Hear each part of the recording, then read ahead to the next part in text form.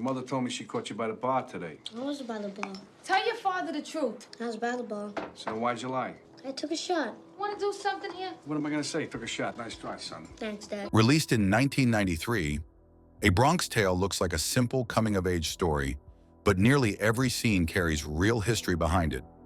What happened off camera shaped the film just as much as what you see on screen. Fact 1. Let me tell you something. I see more guys with guns wet the bed than anything. It's when the other guy has a gun and he pulls his out. And then we see who the real tough guy is. A Bronx Tale is directly based on Chaz Palminteri's real childhood. He grew up in the Bronx during the early 1960s.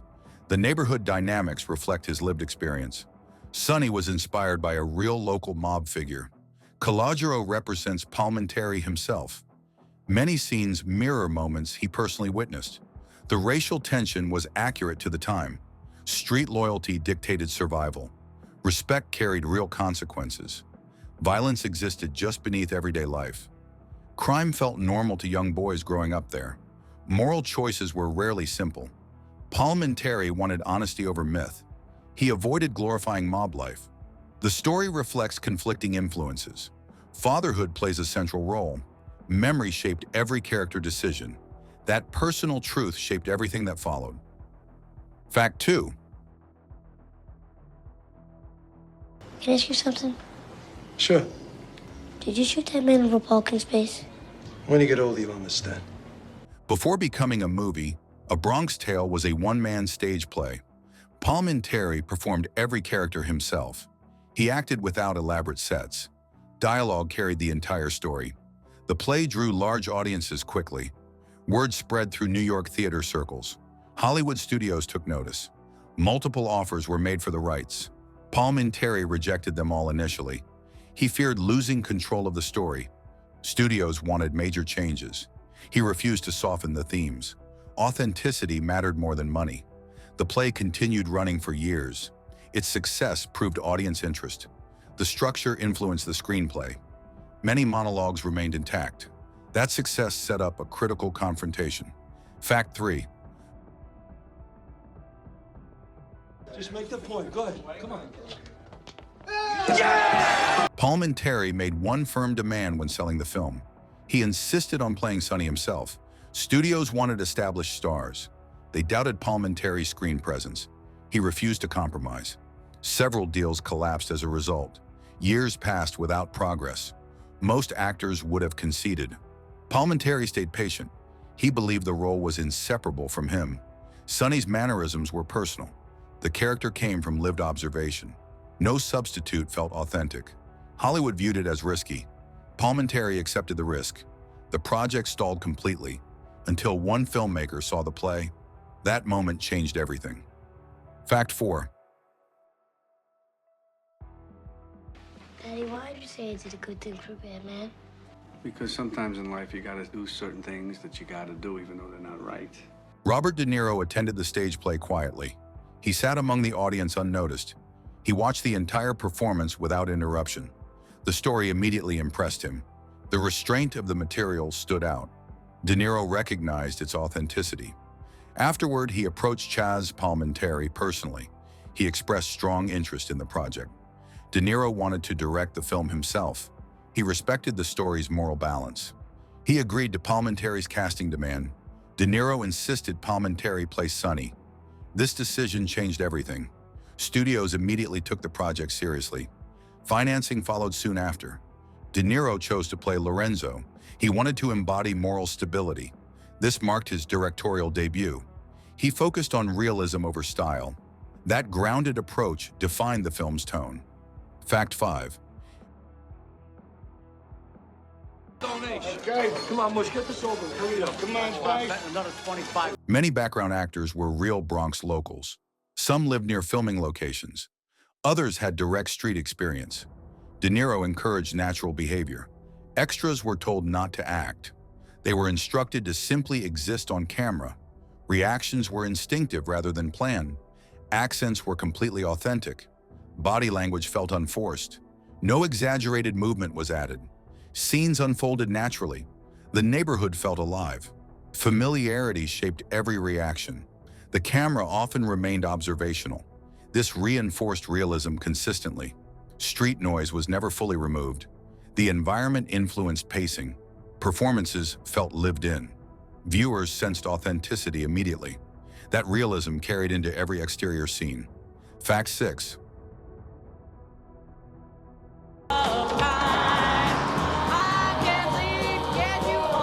Most of A Bronx Tale was filmed on real Bronx streets.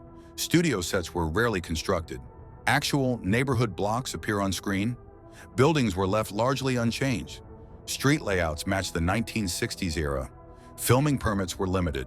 The crew had to adapt constantly. Traffic could not always be controlled. Locals watched from windows and sidewalks.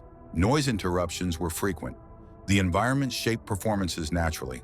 Actors adjusted timing instinctively. Camera movement was restricted by space.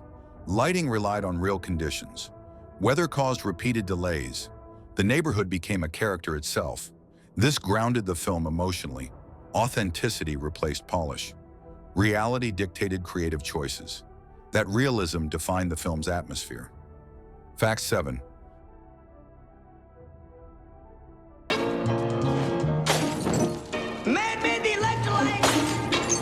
The firebomb scene used real flames. Practical effects were chosen deliberately. Visual tricks were avoided. Safety standards were minimal by modern rules. Actors stood close to live fire.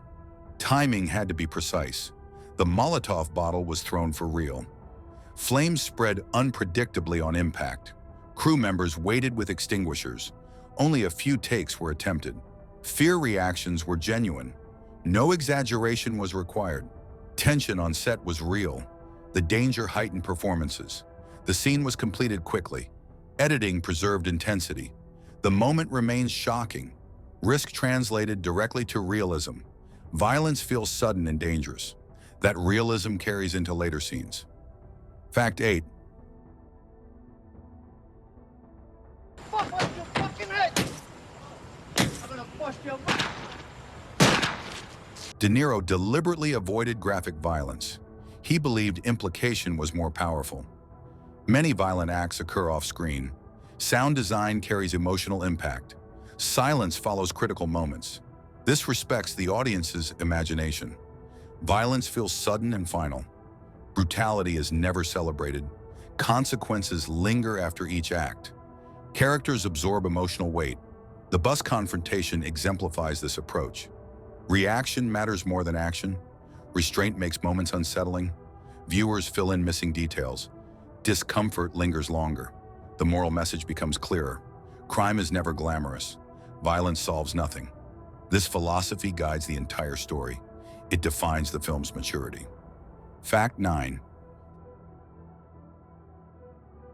I thought I did the right thing, and now I'm not sure I did. You did do the right thing, and when you get older, you'll understand why. Lorenzo represents moral stability throughout the film. Sonny represents street power and influence. Both men deeply affect Calagiro's development. Neither is portrayed as purely right or wrong. De Niro wanted balance between them. Lorenzo is quiet and disciplined. He believes in hard work and consistency. Sonny commands respect through fear and reputation. Each man offers a different vision of manhood. Calogero stands between these worlds. The conflict mirrors real upbringing choices. De Niro emphasized subtle parenting moments. Small gestures carry emotional weight. Lessons are rarely spoken directly. Authority takes different forms. Calogero observes rather than questions. Choices are shaped quietly over time. The contrast drives the narrative forward. Every major decision reflects this tension. It culminates in a defining realization. Fact 10. Bullshit, kid. The door test, that's what counts. You dump and you dump her fast. Dump her. Dump. The door test scene was scripted exactly as filmed. No improvisation was added. The line was central to the film's theme. Sonny explains respect through simplicity. The moment feels casual on the surface. Beneath it lies deep street logic. Calogero listens without interruption. The lesson is practical, not poetic. It reflects real neighborhood thinking. The scene became instantly memorable. Audiences connected with it immediately. The line entered pop culture. It summarized Sonny's worldview perfectly. De Niro kept the scene understated. No music interrupts the exchange. The camera remains steady throughout. Power comes from clarity. The lesson echoes later in the film.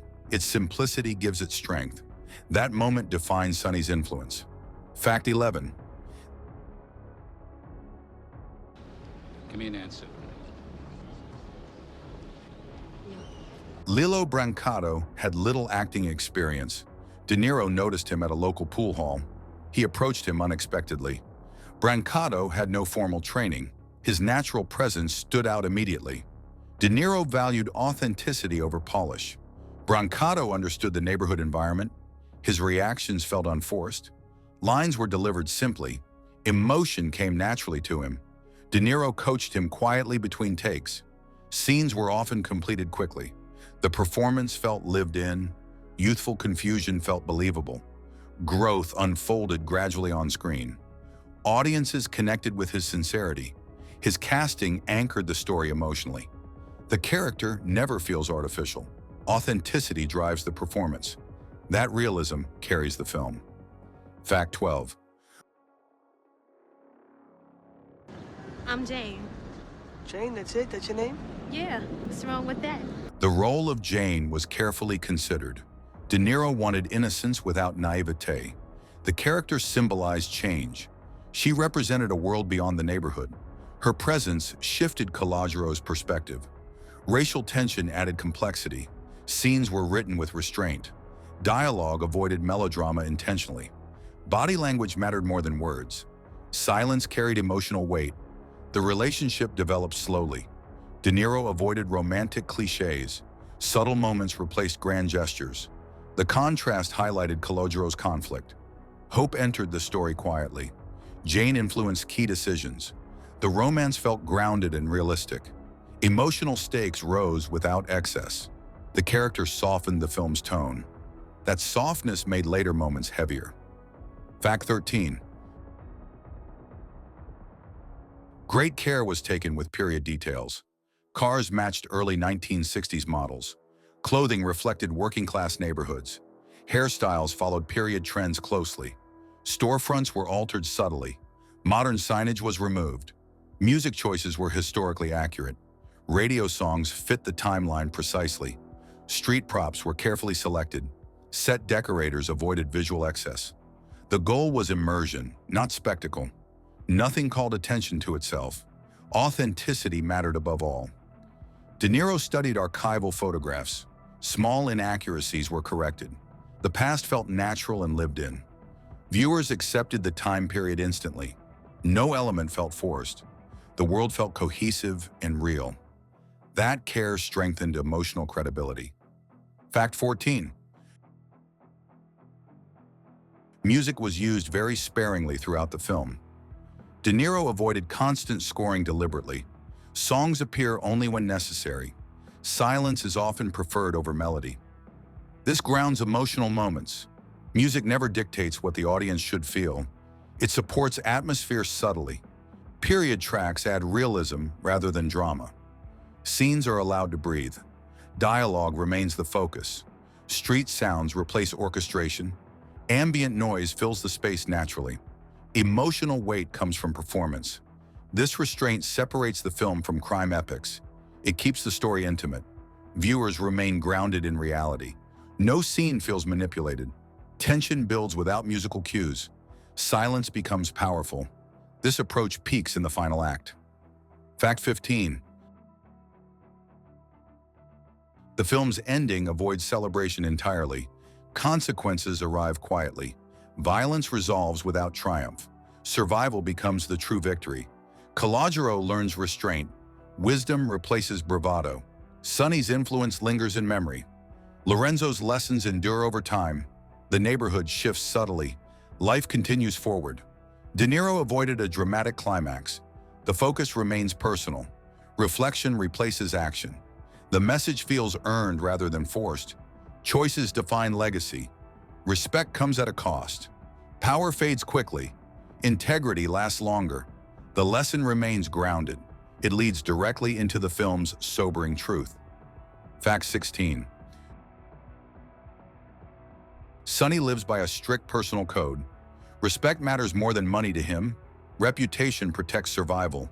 Loyalty is valued above comfort. Disrespect is never ignored. Violence is controlled rather than chaotic.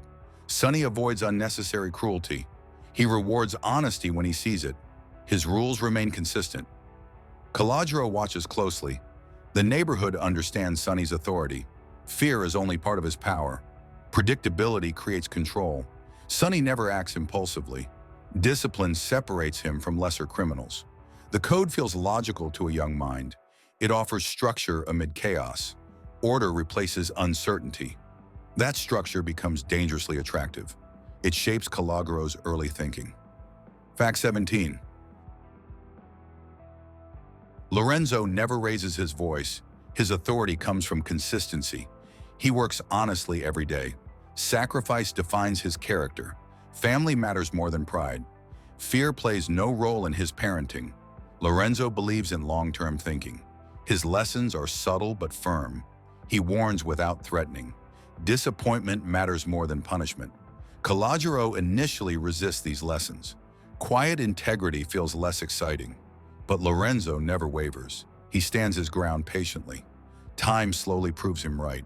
His influence grows quietly. Strength is shown through restraint. Respect is earned, not demanded. This form of power endures. It becomes crucial in the final act. Fact 18. She might be my first great one, and I'm gonna go out with her. Thanks for helping me. Sonny's funeral is intentionally understated. No dramatic speeches are delivered. The crowd tells the story visually. Silence dominates the moment. Respect is shown without words. Faces reveal emotion. Calogero observes quietly. The weight of loss feels heavy. Celebration is absent. The cost of power becomes clear. Sonny's legacy feels complicated. Loyalty remains, but joy does not. De Niro avoids sentimentality. The scene feels authentic. Life does not pause. Consequences linger quietly. Earlier admiration is reframed. Reality replaces myth. The moment prepares the final lesson. Nothing is glorified. Fact 19. The neighborhood subtly changes by the film's end. Familiar faces slowly disappear. Streets feel quieter than before. Time moves forward without ceremony. Childhood protection fades naturally. Old rules lose their authority. Calogero senses growing distance. He no longer fully belongs. The streets taught him lessons early.